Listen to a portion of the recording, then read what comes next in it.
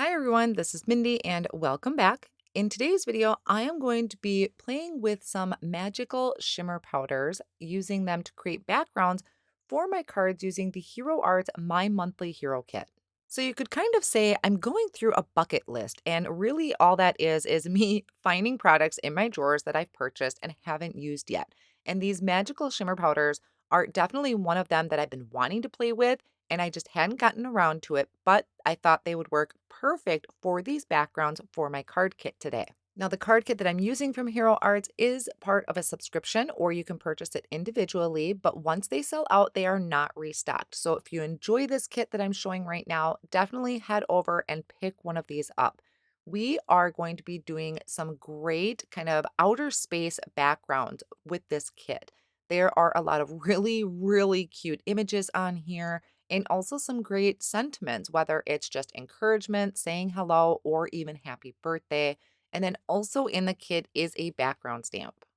Now, here are the powders that I'm going to be using. These are the Lindy's Shimmer Magical Powders. I have Glitzy, Outer Space, and Summer Break. Those are the three collections that I have.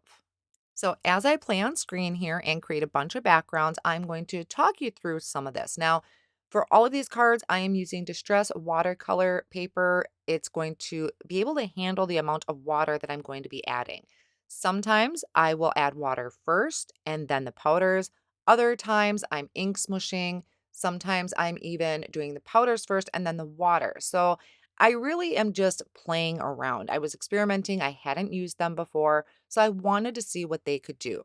Now, one of the reasons I bought these was I seen them in a Jennifer Maguire video, of course, but I had never gotten back around to using them. What intrigued me about these powders was the amount of shimmer and shine that they provide.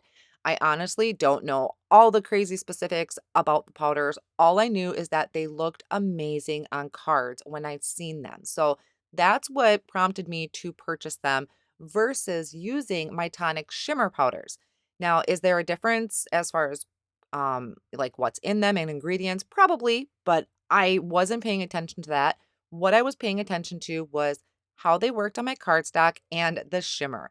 And I will say these provide a lot more shimmer than my shimmer powders, and you'll see that in close-ups here.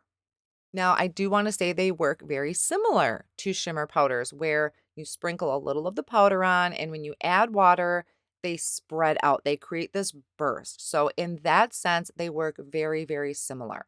The colors I have here are all kind of in those collections. I listed the collections in the beginning of the video just so you knew what I was using, but I really did just kind of open up a bunch of jars and just pick out some colors that I was drawn to. But I will say that the color of powder in the jar definitely does not always reflect what the color actually is. So that was a little shock. This one I think is a prime example. It did not look like it was going to be this bright blue, which was a pleasant surprise. To pick up the powder, I am using a fan brush. That's what I've seen a lot of people use in other videos with the shimmer powders or these particular shimmer powders.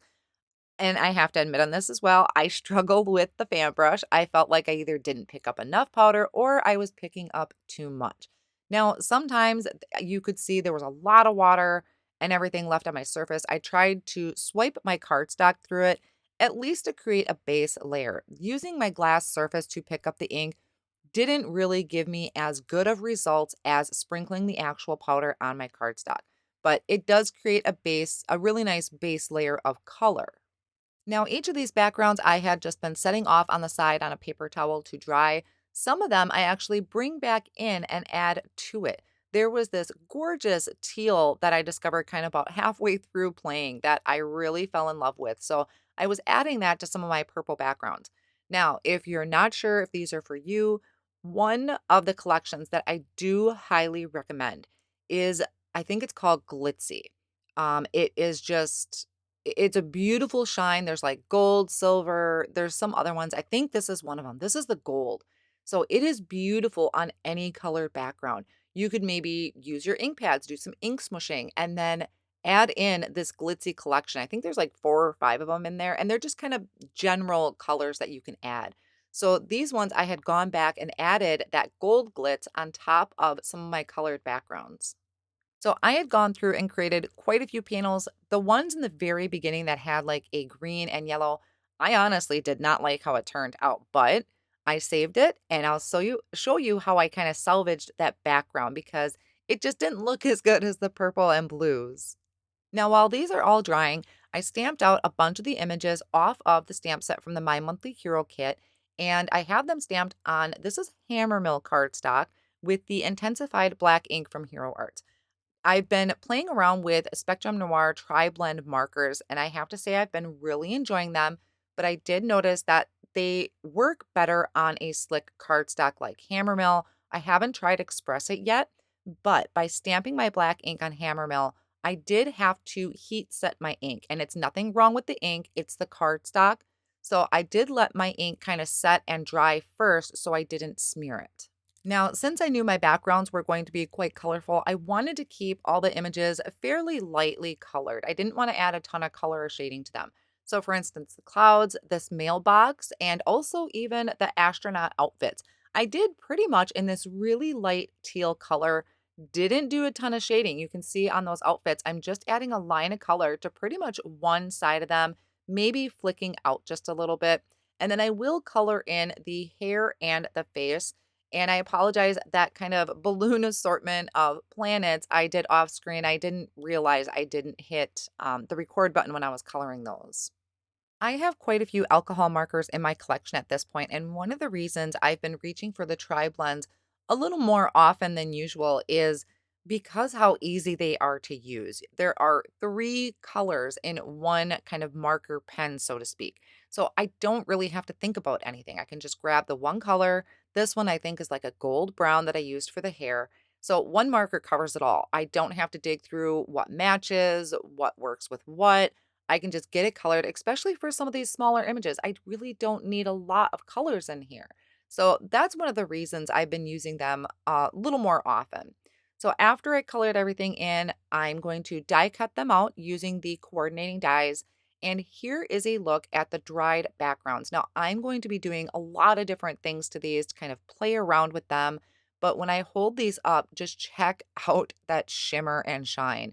And this to me is what makes them so special is that shimmer and shine that's included. I don't get this with my other shimmer powders. So I really did enjoy this and I'm glad I finally dug them out of my drawer and played with them and may actually go back and get a few other assortments. Now, what I'll be doing is creating or turning these into backgrounds for my cards, and then I'm going to finish the cards off screen, but I will walk you through them at the end.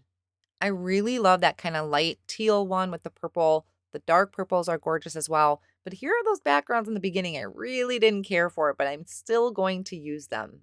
Now for this first one, I didn't end up getting it into a card right away, but I did want to show you this stencil. So this is the Nebula cluster. And I love these stencils. I have an additional card on my blog that you can check out. I will have that link down below. But all I did was take one of my backgrounds, placed it on my Make Art workstation, and placed that Nebula cluster over the top. And now I'm ink blending on the Unicorn Pigment Ink using a blending brush. And this looks super amazing all on its own. These stencils are like my absolute favorite right now when it comes to outer space backgrounds. Next, I'm bringing in the Star Cluster stencil. So this is a different stencil. It's going to add kind of some stars in the background. And I'm kind of spreading over some white pearl paste from Hero Art. I'm going to use my palette knife and just make sure I cover that completely. And then after I lift this off, I am going to wash off my stencil right away. I don't want that dried on there. So now we have really, it was such a gorgeous background, and the one on my blog is even brighter. For my next few backgrounds, I'm using the Celestial Bold Print, which is another amazing background stamp. So I have this in my Misty tool, and I already prepped my cardstock with an anti-static powder tool. I'm inking up that background with some Watermark and embossing ink from Hero Arts and then stamping that down. I'm going to stamp it a couple times with the embossing ink just to make sure it's completely covered on the cardstock, and then I'm sprinkling on silver embossing powder. So I'll tap off the excess and I'm going to melt that embossing powder, and the silver looks beautiful on this kind of almost like a watercolor background is really what it looks like at this point, but lots and lots of shimmer on here. Now, since I had that background in my Misty, I went ahead and stamped a couple other ones. This one is using the gold glitter embossing powder, which I think this background might be my favorite. And then here's a closer look at all that shimmer and sparkle on that background. Now, my next background is going to be using the Twinkling Stars hot foil plate. I don't think I've ever hot foiled on watercolor cardstock, so I was a little nervous about this. I'm using some shiny silver glimmer foil that I placed over my background, shiny side up, placed my hot foil design down, and then I'm going to secure that with some tape. And off screen, I'm going to hot foil that. You'll see the finished card at the end. I forgot to come back and show you what that looked like, but it did turn out really well. Now, this background is going to be using this bold print that is included in your kit. And for this one's a little different than the regular stamps. This one, you're going to have a lot of area to stamp down. So I decided to use the Onyx Pigment Ink. So it's a really thick, sticky ink, and it's going to give me really great coverage. It doesn't take me as long to ink it up using the pigment ink as I would the Intens-ified Black. Now, it does still take me a couple times to stamp it down, but I'm covering a lot of those areas that I didn't really care for, but still shows through some of that color. So because pigment ink takes so long to dry and I stamped it a few times, I decided to sprinkle on some clear embossing powder. Now, when I heat set this, it is going to obviously seal that ink and also give me some amazing shine. Now, because this covers a lot of the card front, I don't see a lot of the shimmer from the powder, but it still looks pretty amazing to have those different colors in the background. So here's a look at all the backgrounds I was creating. Some I did off screen, some you saw in the video. So now I'm going to walk you through the cards that I created with these backgrounds. So for the first finished card, I used that background I created with the Twinkling Stars hot foil plate. I used the images and sentiments off of the kit, and then I surrounded it by die cutting out this space window. My next card is using the background that has the silver embossing powder.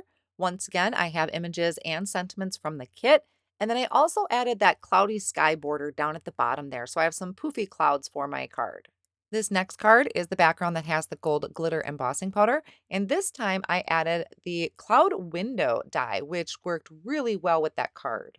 And then the last card I have here, also images and sentiments from the kit.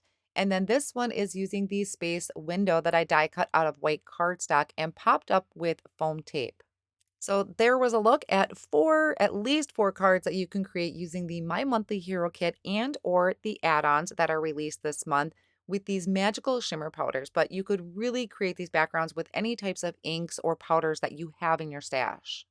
All of my supplies will be listed down below in the video description and over on my blog as well. I want to thank you so much for stopping by today, and I'll see you again real soon.